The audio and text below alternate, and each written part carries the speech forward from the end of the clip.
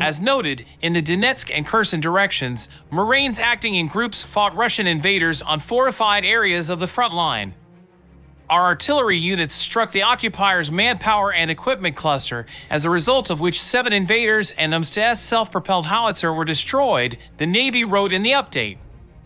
The press service added that the enemy losses as a result of Ukrainian strikes on their positions are being verified. It should be noted, on August 30th, Ukraine's defenders destroyed the 2 S-19 Msta-S self-propelled gun of the Russian army. This SPG was destroyed close to the state border of Ukraine in the north of the Kharkiv Oblast.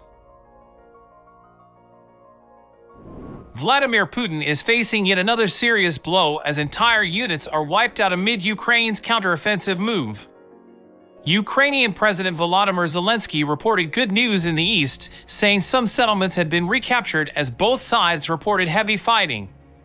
Security researcher Ruslan Trad hinted that Ukraine is succeeding in its retaliation.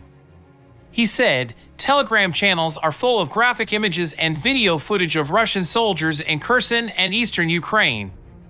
For the last few hours, the Russian army has been experiencing serious blows. Entire units have been wiped out. The British Ministry of Defense added that Ukraine is slowing Russia's ability to deploy operational reserves and resupply forces in the east as they target vulnerable crossing points. Russia is on the brink of changing its war strategy due to significant weapons shortages, claimed a British military general.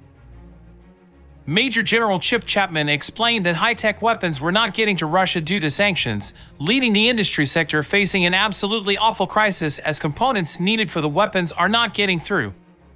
Major General Chapman claimed Ukrainians were receiving better weapons from NATO-aligned countries and it was giving Ukrainians the ability to fight smarter on the battlefield. Countries in the West have sent Ukraine top-of-the-range systems in order to fight off the Russian onslaught and have continued to keep doing so.